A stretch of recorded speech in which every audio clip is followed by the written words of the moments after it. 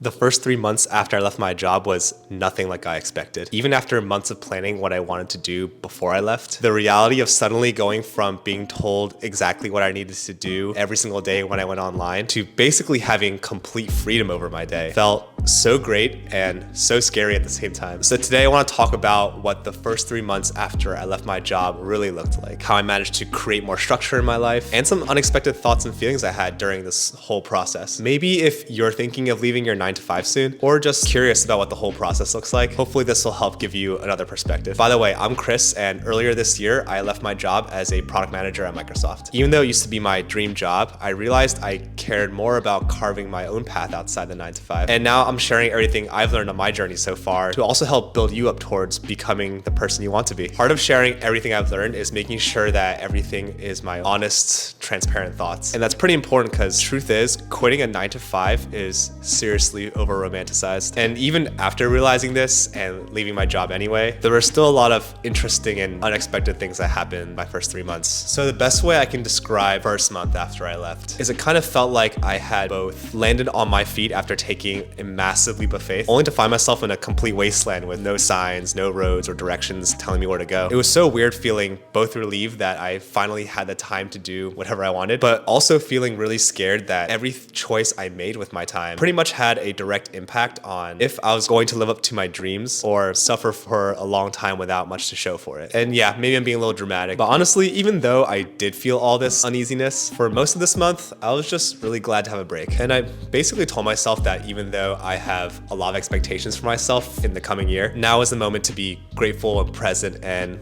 honestly just feel some joy for all I had accomplished to get to this point in my life so far. It was also a good chance to appreciate that I just reached another chapter in my life. And I think these kinds of moments are always really worth savoring and celebrating. So basically, after I realized this, I decided to spend most of the month focusing on relaxing and building up my foundation. So basically things like setting up a new morning routine, creating a new workout schedule, and just eating healthier in general. I also found time to read a bunch of books I had on my list and also reconnect with some old friends that I haven't caught up with in a while. And even though I had a lot on my mind for everything I wanted to accomplish in the coming year, I figured any time I could spend resting this month would also help make sure I didn't burn out too quickly and that I could start off refreshed with a lot of great new systems and habits already set. By the way, if you're also a newer entrepreneur trying to quit your job and start your own business, one of the books that I read that really helped is called The Personal MBA by Josh Kaufman. Even though this book is basically a crash course on Business 101 concepts, it was actually really helpful to read all this before I started on my own business. And that's because I actually graduated as a biology major from UCLA and I never really had any business classes or learned any of these concepts from school. And everything I learned so far was basically on the job. So it was really nice reading about all these different lessons in business in a more formal and structured way. So I highly recommend this if you also want a quick primer or a reminder on business and entrepreneurship basics. So after spending the first month resting, relaxing, and building up new routines and habits, I really wanted to spend this second month building up more work structure and just planning out what business I wanted to build and how to go about it all. Ideally, if you're thinking about becoming an entrepreneur and starting a new business for the first time, I actually recommend trying to build it out while you still have a full-time job, or at least think of and test some business ideas. It's actually a great way of reducing your risk while you still have a stable job. But obviously, not everyone is in a situation where they can do this. Whether it's having a family or a really packed work schedule, sometimes it's just not possible. For me, I decided to wait until after I left my job to start doing this process, since I was already feeling so burned out and tired from my previous role, which meant that for the second month, I had to spend a lot of time brainstorming different business ideas and testing them. It was honestly a pretty fun process and also got me pretty introspective. Sure, there were some not so fun parts, like that moment where I thought I had a great idea, spent a whole week writing out a business plan, only to finally test it and realize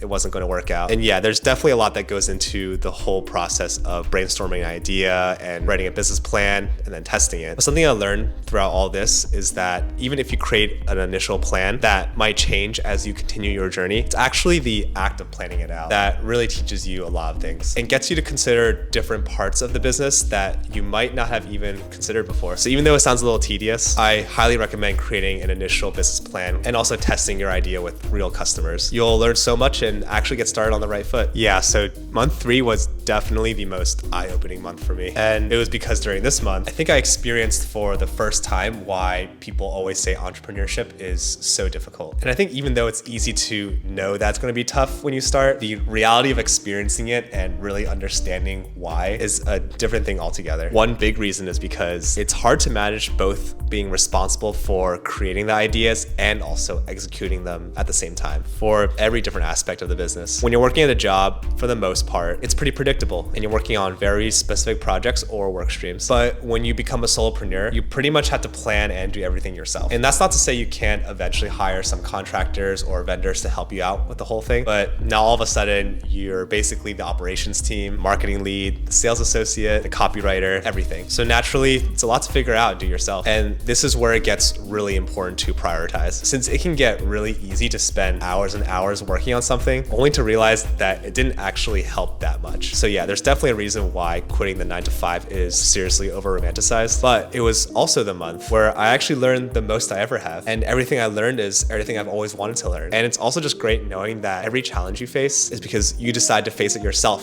for your own reasons, not anyone else's. So even though it was a really eye-opening month, I mostly just felt really proud and accomplished because I was actually here doing what I always wanted to do. It felt like exactly where I was supposed to be. And look, everyone's journey is going to be different. I can't promise that everyone's month 3 will look just like mine. But what I can say is that it's the act of finally being here and doing what you always told yourself you wanted to do that actually made me feel like I was growing as a person. And that makes every challenge I face a lot more enjoyable to take on. So even though I've barely gotten my journey as an entrepreneur started, I already felt like the first 3 months was a great learning experience. And I definitely say it still felt like mostly a transition period, but I'm really excited to see how the next few months turn out. All right, thanks for sticking till the end. Let me know if you're considering quitting your 9 to 5, or if you already have. Would love to know what your first few months also looked like. Appreciate y'all and see you soon.